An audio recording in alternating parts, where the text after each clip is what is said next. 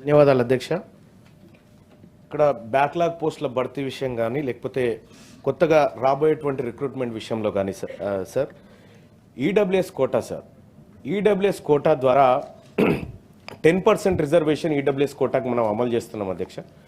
దాంట్లో అసలు 10% ఎలిజిబిలిటీస్ మన దగ్గర ఈడబ్ల్యూఎస్ కోటా కింద ఉన్నారా? గౌరవ సభ్యులు జీవన్ రెడ్డి గారు గతంలో పదే ఇదే అంశాన్ని ప్రస్తావించినారు సార్.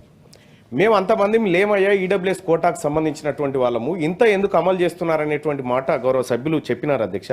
సో ఇటీవల భర్తీ చేసిన వాటి 50,000 ఉద్యోగాల విషయంలో రాష్ట్ర ప్రభుత్వానికి కృతజ్ఞతలు తెలియజేస్తూనే ఇందులో ఈడబ్ల్యూఎస్ కోటాకు ఎక్కువ అమలు చేయడం వల్ల ఇందులో బీసీ ఎస్సీ ఎస్టీలకు రావాల్సినటువంటి ఉద్యోగాల విషయంలో కొంత నష్టం జరుగుతుందనే విషయాన్ని సభ దృష్టికి తెస్తా ఉన్నాం అధ్యక్ష. అలాగే ఇప్పుడు రాబోయేటువంటి వాటిలో కూడా జబల్పూర్ హైకోర్టు అధ్యక్ష కేసు నెంబర్ 9692 ఆఫ్ 2021లో వాళ్ళు కేసు వేస్తే మొన్న అధ్యక్ష ఎక్కడ 2024లో తీర్పిస్తూ మొత్తం 100% ఉద్యోగాలు ఉంటే దాంట్లో 50% ఉద్యోగాలు రిజర్వ్డ్ పోగా మిగిలిన 50లోంచి 10% ఈడబ్ల్యూఎస్ వరకు తీసుకోవచ్చని చట్టం చెప్తుంది అధ్యక్ష.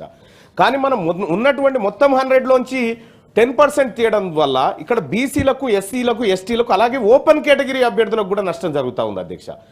ఇప్పుడు నేను గవర్నమెంట్ని తమ ద్వారా చేసేటువంటి రిక్వెస్ట్ ఏంటంటే అధ్యక్ష, ఈడబ్ల్యూఎస్ కోటా ఫిక్స్ చేయండి. ఈడబ్ల్యూఎస్ కోటా ఫిక్స్ చేయడం ద్వారా దాంట్లో ఒరిజినల్గా ఎలిజిబిలిటీస్ ఎంతమంది ఉన్నారో అంతమందికి ఇవ్వడానికి మనకు అవకాశం ఉంది. రెండోది మిగతా వాళ్ళకి కూడా పోస్టులు పెరిగేటువంటి అవకాశం ఉంటుంది, ఎక్కువ అవకాశాలు కూడా దొరుకుతాయి. ఇప్పుడు ఈడబ్ల్యూఎస్ కోటాను ఫిక్స్ చేసే అవకాశం ఏమన్నా ప్రభుత్వం దగ్గర ఉన్నదా? ఉంటే ఈ కొత్త ఉద్యోగాలు 1,500,000 ఉద్యోగాలు ఏవైతే భర్తీ చేయాల్సి ఉందో వాటిలో బీసీ ఎస్సీ ఎస్టీలకు న్యాయం జరిగే అవకాశం ఉంది. ఆ దిశగా ప్రభుత్వాన్ని ఆలోచించమని రిక్వెస్ట్ చేస్తా ఉన్నా అధ్యక్ష. ఆనరబుల్ డిప్యూటీ సీఎం గారు.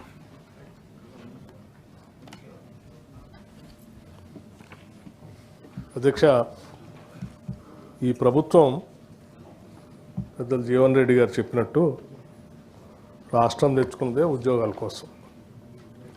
నిరుద్యోగ యువతీ యువకులు అందరికి కూడా ఉద్యోగ అవకాశాలు కల్పించి వాళ్ళు జీవితంలో స్థిరపడుతూ సమాజానికి కూడా ఉపయోగపడాలనే ఆలోచనతోనే రాష్ట్రం తెచ్చుకున్నాం. 10 సంవత్సరాల సమయంలో